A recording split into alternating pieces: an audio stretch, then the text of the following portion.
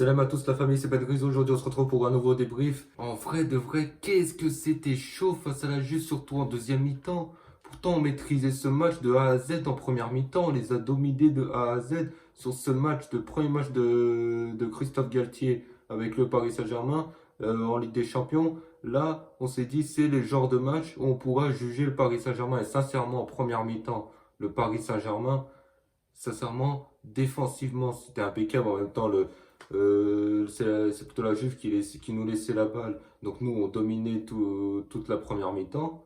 Et sincèrement, en termes de récupération de balles, à chaque fois que la Juve avait la balle, on récupérait les balles haut. Avec au milieu de terrain, je me souviens, Vitinha qui a été partout. Vitinha, il était incroyable au milieu de terrain. Moi, je vous le dis, c'est Verratti numéro 2. J'ai pas peur de le dire. Le deuxième Verratti, on a deux Marco Verratti au milieu de terrain. Il est incroyable, il est partout. Il récupère la balle et on a l'impression qu'il va la perdre. Finalement, il la récupère parfaitement. Il est partout, il harcèle, il presse. Comme tous les joueurs parisiens en première mi-temps. On récupère la balle, on domine. Mbappé qui arrive à nous mettre un doublé sur deux reprises de volée. On a mis la Juve très rapidement en difficulté. Donnarumma en première mi-temps qui te fait une parade sur la tête de Milik. Il ne manquerait plus que ce soit lui, un ancien Marseillais qui marque contre nous. Et il arrive à te faire une parade avant qu'il fasse sa boulette de sortie comme d'habitude. Tout le temps une dinguerie pour Donnarumma à chaque match en deuxième mi-temps.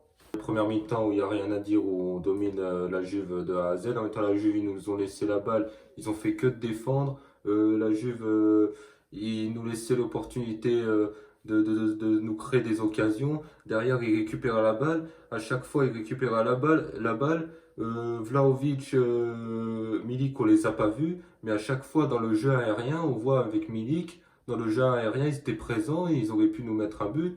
Et en deuxième mi-temps, ils nous mettent le but avec McKennie, avec la sortie de Donnarumma. Encore comme d'habitude, une dingue. À chaque fois, il fait une dinguerie. J'ai l'impression à chaque fois, il fait une dinguerie, soit au pied, il est nul, il est à deux doigts de se prendre un but ou il concède un corner. Là, il sort, mais après, il veut revenir. Et après, il laisse l'opportunité à McKennie de marquer parce que la tête, sincèrement, s'il serait resté sur sa ligne, il capte la balle normalement. Neymar, lui, je l'ai trouvé très en jambes ce soir. Neymar très en jambes. Dans un Paris Saint-Germain, il arrivait à faire des dribbles utiles. Vous voyez les dribbles qu'il faisait à l'époque? Il faisait des dribbles inutiles où il faisait 10 dribbles, 15 dribbles inutiles.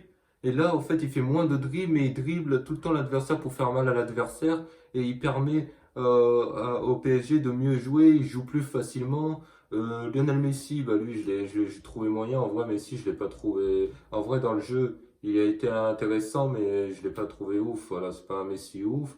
Il aurait pu marquer une fois en deuxième mi-temps. Donc voilà, Mbappé, il a mis le doublé. À un moment donné, en deuxième mi-temps, il peut la donner à Neymar. Enfin, je ne sais même pas s'il l'a vu, Neymar, mais il aurait pu la donner à Neymar. Il la met à côté, 40 mètres à côté. Après, au milieu de terrain, Vitinha avait rien à dire. Au milieu de terrain, Vitinha, Verratti. Vraiment, quand t'as deux Marco Verratti au milieu de terrain, en fait, avec Vitinha, c'est numéro 2 de Verratti, Vitinha. Il est trop fort, Vitinha. Il est vraiment trop fort. Faut le garder jusqu'à la fin, lui, en fait. C'est incroyable.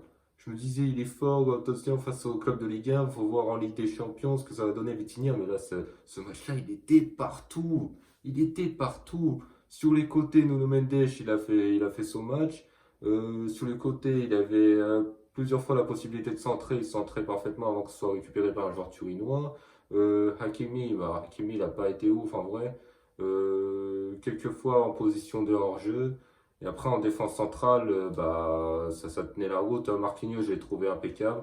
Dans certains moments où la Juve dominait en deuxième mi-temps, ou en deuxième mi-temps, sincèrement, j'ai retrouvé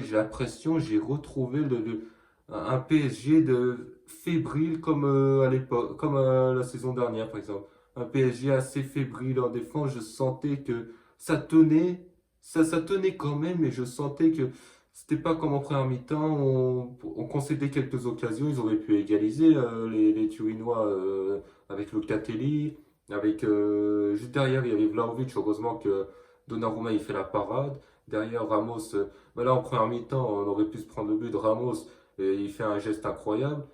sur la ligne et un super geste pour sortir le ballon sur sa ligne. Je crois que ça allait toucher soit le poteau ou ça allait passer à côté, mais Ramos il a sort là dans le jeu aérien. Kimpembe s'est fait manger sur le but de McKennie. Sur la première occasion des Turinois, c'était je crois Kimpembe ou Marquinhos qui s'est fait manger ou Ramos. Non, c'était Ramos. Ramos qui s'est fait manger dans le jeu aérien. En tout cas, on s'est fait manger dans le jeu aérien. En défense par Milik. Milik et Vlahovic qui sont très bons dans le jeu aérien, on s'est fait manger. Là, faut. C'est quelque chose que voilà, les Parisiens, que ce soit dans le jeu aérien, c'est compliqué. On le voit sur le but, mais surtout la sortie de Donnarumma qui fait une dinguerie, une petite dinguerie. Ça y est, ça nous. Bah, il relance la. En fait, Donnarumma, il te sauve des pas, il te met des parades incroyables et tout, mais d'un seul coup, il va faire une dinguerie, il va relancer l'adversaire. C'est depuis que Benzema lui a fait ce pressing et qu'on s'est fait éliminer en huitième la saison dernière, il est plus, il a changé Donnarumma, il a changé, il est plus bon, il est mauvais en relance au pied. Je suis pas serein avec lui. Début de saison dernière, on était serein avec lui, on disait comme Manchester City, incroyable, il dégage une sérénité exceptionnelle.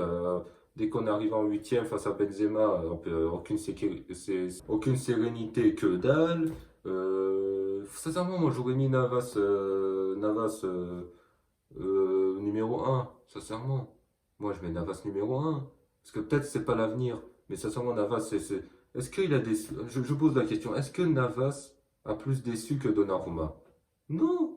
Tout ce qu'a fait Navas au PSG, c'est lui qui nous permet d'aller en demi-finale. Bref, après, je vais pas faire le débat. Mais voilà, en tout cas, sur le match. En tout cas, en deuxième mi-temps, c'était chaud. Deuxième mi-temps, c'était chaud. Je sentais qu'on allait se faire. En plus, avec la malédiction des anciens Parisiens qui marquent contre nous. T'as Paredes qui était là au milieu de terrain, Rabiot qui avait frappé une fois et ça passe pas loin du cadre. T'as Moskin qui rentre en jeu. Je me suis dit à tous les coups, ça se trouve, il va nous mettre une frappe dans les dernières minutes, égalisation à deux partout, ancien parisien. Bon, Di Maria n'était pas là. Mais en vrai, ça aurait été intéressant de voir. Moi, je suis déçu de ne pas avoir vu Di Maria. Ça aurait été intéressant de voir si on aurait fait match nul ou pas, ou victoire ou pas avec Di Maria en face. Parce que ça se trouve, Di Maria nous aurait mis une frappe du pied gauche, je sais pas. En tout cas, première mi-temps exceptionnelle, rien à dire. Deuxième mi-temps, on a laissé la Juve a repris la balle et on aurait pu plusieurs fois se faire égaliser. Donc, quelques petites fébrilités défensives, je trouvais, voilà, manque de sérénité, même si ça tenait, voilà. Mais pour une première de Christophe Galtier, ça va. Pour un PSG, on se demandait, on va vraiment voir le PSG de Christophe Galtier en Ligue des Champions. Voilà.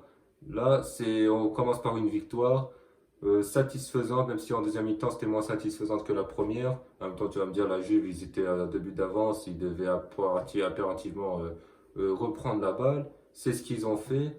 Et voilà, le PSG devait, normalement, on doit gagner 3-1, on doit mettre le troisième but par Neymar juste avant la fin du match où il fait la reprise. Le gardien Perrine fait la parade incroyable.